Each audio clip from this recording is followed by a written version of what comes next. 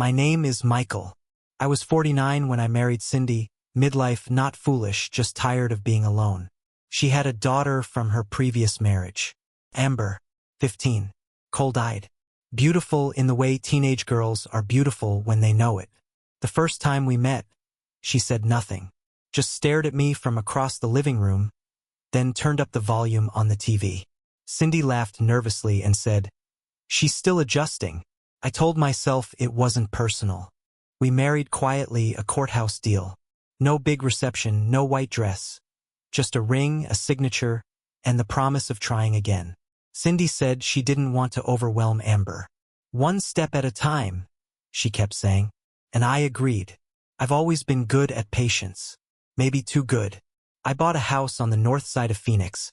Stucco walls, brittle grass, a backyard with a cracked fountain I swore I'd fix one day. Cindy moved in with Amber. I had the place cleaned, repainted Amber's room, put up string lights, new dresser, gift card left on the pillow. No response. She kept her headphones in for the first 6 months. Communicated in shrugs and door slams. Still, I showed up. Paid for her school uniforms. Took her to appointments. Picked up her prescriptions when she was too sick for school. Sat through her ballet recitals while she looked right past me in the crowd. Once, she forgot her lunch before a field trip. I drove it across the city, sweating in my car, hit traffic, and still made it to the school in time. When I handed it to her, she said, "Okay," and walked away. I told myself it was normal. I wasn't trying to be her real dad, just a decent man, present, consistent. I didn't need the title, just the role. Amber's biological father was a ghost with perfect timing. He showed up exactly when she needed a fantasy. A card every 6 months, sometimes with cash, sometimes just a few lines written in a crooked scrawl. "Proud of you. Can't wait to see you soon. Love you forever." And she believed it. Every time. She'd hold up the cards like they were gospel, pin them to her corkboard, post photos of them on her social media. I'd walk past her room and see the way she stared at that handwriting, her headphones in, the world closed off. I wasn't in that world. Never had been. Once she got sick. Real sick. Fever, chills, couldn't keep food down. I was up all night, changing the sheets, running to the store, calling her pediatrician. Cindy was working doubles. Amber barely looked at me between vomiting spells. At one point she said, barely above a whisper, "My real dad would know what to do." I said nothing. Cindy always made excuses. She's young. She's grieving the divorce in her own way. It'll get better. That was her refrain. It'll get better. For 3 years, I held onto those words like they were a roadmap. I paid for Amber's therapy, $500 a month. Bought her a car when she turned 17.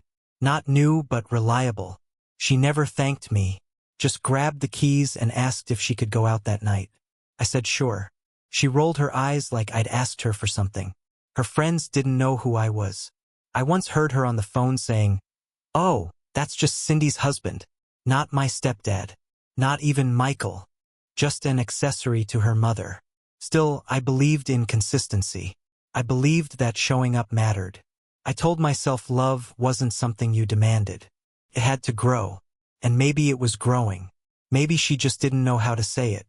When she turned 18, we threw a party. Cindy handled the planning, I paid for everything.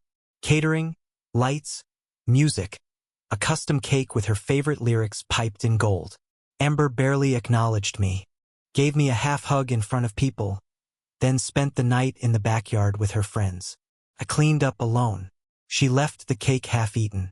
I told myself it was the age, that maybe 21 would be different.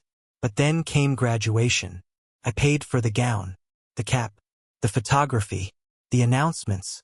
I even helped her draft her valedictorian speech, the one where she talked about family and gratitude, and those who helped me along the way. She never said my name. The night before her ceremony, she handed me an envelope. Inside was an invitation. She didn't look at me, just said, "You can come if you want. Not please. Not thank you. Just you can if you want." Like I was an afterthought. I should have said something then. Should have told her how much I'd done. How many nights I'd stayed up worrying about her. How much of myself I'd buried to be whatever it was she needed. But I stayed quiet.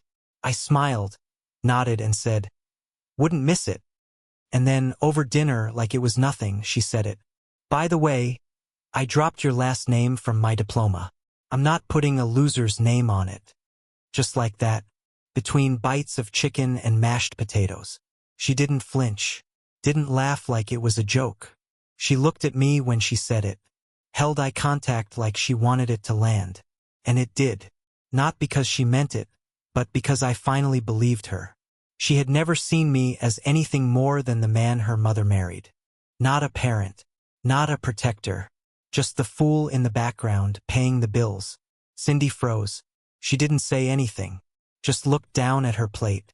Amber smirked, got up to put her dish in the sink, walked out of the room, and I sat there, alone, the air thick with the weight of what I'd built, and who I'd built it for.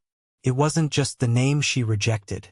It was every act behind it, every ride, every payment, every soft word, every late night, every time I swallowed my pride to keep peace.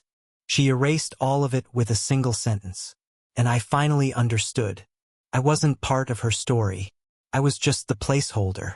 The man she tolerated while waiting for someone else to return. I didn't say anything that night. Not when she said it. Not when she smirked. Not when Cindy pushed her peas around on the plate like silence could soften the moment. I sat there, fork in hand, muscles tight, stomach locked like a vault. I didn't flinch. I didn't even breathe hard. Just nodded once and cleared my plate like a man clocking out from a job he never applied for. That night I didn't sleep. I lay awake in the dark beside Cindy, who turned her back to me like she always did when Amber crossed a line. That was her way of coping. Pretend it didn't happen. Let the moment pass like a storm you can't stop. But I didn't want it to pass. I wanted it to burn. At 3:42 a.m. I got up, sat in my office. The house was quiet, still, a kind of funeral silence. I opened my laptop, logged into my bank, and stared at the tuition payment scheduled for the first week of August. $6,875. Final semester. Already approved. Already waiting. I hit cancel. The confirmation window popped up. "Are you sure?" Yes, I was sure. I had never been more certain in my life. Amber didn't want my name? Then she wouldn't take my money. I moved to the insurance portal next. Took her off the medical plan. The dentist she never thanked me for, gone. The vision coverage for the glasses she lost in sophomore year, gone. She still had her youth, her health. Let her biodad handle what came next. I logged into the auto dealership portal. The used Corolla in her name, registered under my account. I owned it outright. Birthday gift. 17 candles. She never even let me take a photo of her behind the wheel. "Don't be weird," she'd said, rolling her eyes. I scheduled the pickup for the morning. Towed. No discussion. No goodbye. By the time the sun rose, the wheels had already started turning. At 8:17 a.m., the dealership texted, "Vehicle recovered." At 9:41 a.m., a bank notification, "Tuition auto payment canceled successfully." At 10:12 a.m., Cindy knocked on the door of my office. "Michael, did you cancel Amber's tuition?" I didn't turn around, just stared out the window, the light bending over the stucco walls of our backyard. "I did," I said. She didn't speak for a moment. Then, carefully, like she was stepping around broken glass, "Why?" I turned to face her. "Because I finally believe her." Cindy folded her arms. "She's a teenager. She lashes out. That's what they do." I nodded. "And I'm a grown man, and I'm done pretending that disrespect is just adolescence." Her face changed, not angry, not sad, just afraid. Because she knew. Deep down, she knew this wasn't a reaction. This was a reckoning. "Michael," she said softly, "don't do this now. She's about to graduate. 1 semester left. She can pay for it herself. Or her father can. Or she can take a loan. That's what adults do." Cindy sat down across from me, hands trembling slightly. You know he won't. You've seen it. He sends a card and a 20 and then disappears. I stared at her. And yet, that's still the man whose name she wants. She didn't argue, because she couldn't. Graduation came. June heat. Phoenix sun blaring down on asphalt and regret. I didn't attend. I stayed home, drank black coffee on the porch, and watched her photos roll in through Facebook like a funeral procession of pride. Blurry images. Amber in a white dress. No car behind her. No family in frame. Standing alone on the edge of a stage with borrowed heels and a face like carved granite. The caption said, "Did it on my own." No smiles. Just defiance. Exhaustion. She'd walked 4 miles in 100-degree heat from a friend's apartment to the auditorium. No ride. No pickup. No support. Because no one volunteered. And the man whose name she kept wasn't answering the phone. I didn't feel triumphant. I didn't feel vindicated. I just felt clean. Like something toxic had finally been drained from my blood. 2 days later, the call came. Amber's number. I didn't answer. She texted once. "Where's my car?" And then silence. A week passed. Then Cindy came to me with a letter. "From Amber," she said. "She wants you to read it." I unfolded the paper. Handwritten. Slanted script. No apology. "I thought you loved me. You just wanted to control everything. Congrats. I'm free now. Free of you." Not a single sentence of remorse. Just a martyr's tone. Just blame disguised as independence. I folded the letter and handed it back to Cindy. "She's right," I said. "She is free." That was when Cindy stopped calling me babe. That was when the dinners got quieter. The TV stayed off. The house shrank around us, room by room, until only the silence remained. I pulled the financial folders from the file cabinet and rewrote every line. Insurance, just me. Savings, no more cosigners. House deed updated. Will revised. Everything I had once stretched to cover them both, I took back inch by inch. There was no fight, no screaming, no slammed doors, just silence. The kind that settles in after the truth has finally been spoken. Amber had always made her choice. Cindy just never had the courage to admit it. And now there was no more pretending. I wasn't a father. I was a wallet with a first name. A man who paid to be invisible. So I stopped paying. And I started living. The morning after the letter, I found Cindy sitting at the kitchen table. Robe half open, coffee gone cold. She didn't look up when I walked in. Just stared at the folded note Amber had written. Her fingers tracing the crease like it meant something. "She didn't mean it," she said quietly. I poured my coffee. She wrote it by hand. Mailed it with postage. That takes more effort than meaning it out loud. "She's hurt. So am I." That was all we said that morning. No fight. No attempt to find the middle. Just silence growing fangs between us. Amber didn't call again. She didn't ask for tuition. She didn't ask for help with her final exams. She didn't ask for a ride or money or groceries. She didn't ask at all. And that silence felt less like strength and more like punishment. A daughter's idea of revenge. Give nothing. Ask for nothing. Pretend it never mattered. The house shrank. Not physically, but in spirit. The laughter we used to fake over dinner disappeared. The TV stayed off. Cindy stopped filling the calendar with birthdays, brunches, movie nights. It was like the family we tried to build was being slowly amputated, not by force but by indifference. One night, maybe 3 weeks after Amber's graduation, Cindy came into the bedroom holding a photo. It was from our wedding. Her in blue, me in a cheap suit, Amber off to the side, arms crossed, expression blank. She wasn't even looking at the camera. "You remember this?" Cindy asked. I nodded. She never wanted to come that day. She said it felt fake. I sat up. "Then why show me this now?" "Because you made it real," she said. "You were the only one who tried. The only one who showed up." There was a long pause. She looked like she wanted to cry but had forgotten how. Then she said it.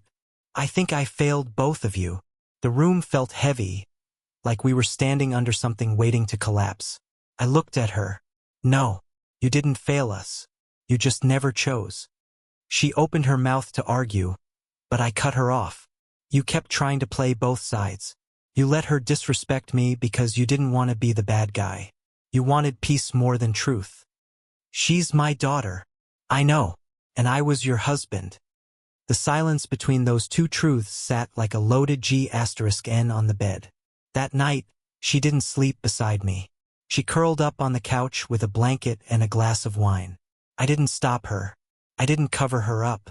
I didn't whisper that it was okay. Because it wasn't. Amber had started posting online again. Photos of iced coffee, beach sunsets, *T of a packed suitcase. No captions. Just distance. No tags. No trace of family. The world she curated no longer included me. Or Cindy. Or anything that tied her to the years I'd given. She was rewriting her life. And we were being edited out. 2 months later, Cindy told me she needed time. That's how she phrased it. Time. As if the clock was something she could rewind if she regretted it. She moved into a small apartment downtown. Said it was temporary. Said she still loved me. Said she just needed space to figure things out. I didn't argue. I helped her pack. It wasn't dramatic. No shouting. No betrayal. Just exhaustion, the kind that comes from bleeding out too slowly to notice. I kept the house. The silence stayed. Even the air felt colder. Like it understood that something vital had been exhaled and wouldn't return. Amber didn't visit. She didn't ask about her mother. Cindy didn't bring her up. Not once. Then, one morning, a final envelope arrived. No return address. Handwritten again. I almost didn't open it. But I did. It wasn't an apology. It wasn't even close. Just 2 paragraphs, tight and clinical. I always knew you were waiting for me to call you Dad. That was your mistake, not mine. You chose to attach meaning to things I never asked for. You gave because you wanted control. That's not love. That's leverage. I'm free now, from your expectations, from your disappointment, from your name. I folded the letter and burned it in the sink. Cindy called that night. Her voice was small. Did you get the letter? I did. I told her not to send it. But she did anyway. We didn't say much after that. There was nothing left to say. Amber had spoken her final truth. And this time, there was no room left for illusion. She didn't misunderstand. She didn't lash out. She wasn't confused or hurting or lost. She was clear. She never saw me as family. Not on the day I paid for her braces. Not the night I drove her home through the rain. Not the mornings I ironed her school uniform while she slept in. Not the years I sat in silence waiting for her to see me. Not once. And that's when I knew. It wasn't just that she never saw me as her father. It was that she never wanted to. People say time heals. They say wounds fade. They say if you just keep showing up, eventually someone will see your worth. They're wrong. Sometimes showing up just teaches people how much they can take before you break. And I had broken. Quietly. Completely. Amber didn't ruin this family. Cindy didn't either. I did by believing I could build a future on someone else's foundation. By thinking love could be earned like a paycheck, paid out through sacrifice and silence. I let myself be buried in their needs, hoping they'd leave room for mine. They didn't, so I stopped asking. People ask if I regret it, if I miss her, if I take it all back just to hear her call me Dad once. The answer is simple. No, I don't regret anything. I didn't lose a daughter. I dropped a burden that never saw me as anything but a backup generator. Useful when needed, forgotten when not. I stopped waiting for the phone to ring. I stopped hoping for the knock on the door, the tearful apology, the late-night confession that she'd finally realized what I meant to her. That fantasy died the day she wrote those final words in ink. You gave because you wanted control. That's not love. That's leverage. Leverage. As if love were a transaction. As if parenting were a power play. She took what I gave, my money, my time, my patience, and when it no longer suited her, she labeled it manipulation. So I reclaimed every piece of myself I'd handed over in silence. First, the money. I opened new accounts, rewrote the beneficiaries, Removed Amber's name from every corner of my finances. The college fund I built, gone. I put it toward a down payment on a truck I'd wanted for years. The fuel-efficient kind? No. The one with four-wheel drive, leather seats, and an engine that could tow a house. Something heavy. Something mine. Next came the space. I gutted her old bedroom. Took down the fairy lights. Painted over the lavender walls. Donated the boxes she left behind. The trophies, the notebooks, the old dance shoes. Every trace of her childhood left behind in that room. I cleared it out like a man exorcising a ghost. I turned it into an office. A place where my name, and only my name, lived on the paperwork. I deleted the photos. Every image of us three smiling at birthday cakes, Christmas mornings, beach trips. All of them lies. I stopped following her on social media. Blocked her, actually. Not out of spite. Just clarity. If I wasn't allowed to be part of her story, then I didn't want to see the chapters she wrote without me. Cindy came back once. Not to stay, just to collect the last of her things. It was autumn, the kind that doesn't feel like much in Phoenix. She wore sunglasses indoors, said it was allergies. I knew better. We didn't talk about Amber. We didn't talk about what broke us. We just moved boxes. At the door, she looked back at me. Not with anger. Not even regret. Just a kind of tired, helpless ache. Like someone who watched the boat leave and realized too late they were still standing on the dock. I never thought it would end like this, she said. I nodded. It didn't end. It never started. She looked like she wanted to argue, but she didn't. She just walked out, and that was the last time I saw her. Freedom is strange when it first arrives. Quiet, heavy. It doesn't feel like victory. Feels like stillness. Like the weight of everyone else's needs has been lifted, but your muscles haven't caught up. I spent weeks waking up early out of habit, expecting to hear the creak of Amber's door, the hum of her music through the walls. But there was only silence. And eventually, that silence became peace. I started spending money on myself. Nothing reckless. Just the kind of spending that reminds you you're alive. A new leather chair. Good whiskey. A weekend trip to Sedona with no itinerary. No one asking to stop for coffee or complain about the hotel pillows. I sat in a cabin overlooking Red Rock cliffs and didn't speak for 2 days straight. I let the quiet seep in. I let it undo the noise of the past 5 years. I started saying no to things. No to guilt. No to explanations.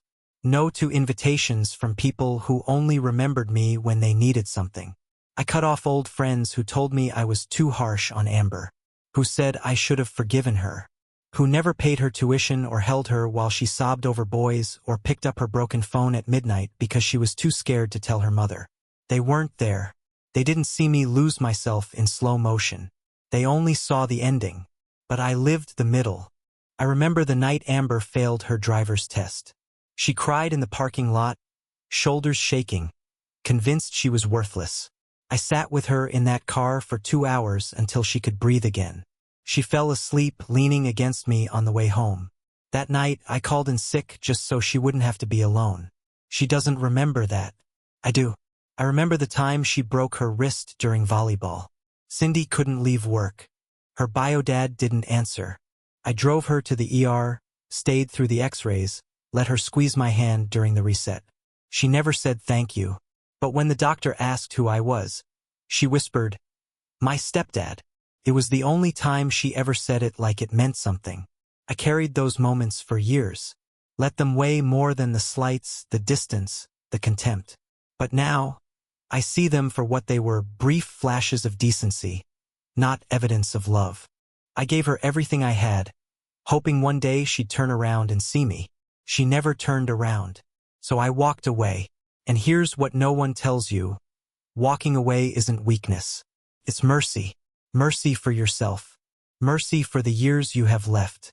Mercy for the version of you that's been starving for acknowledgement. People say family is forever. That blood is thicker. That love endures.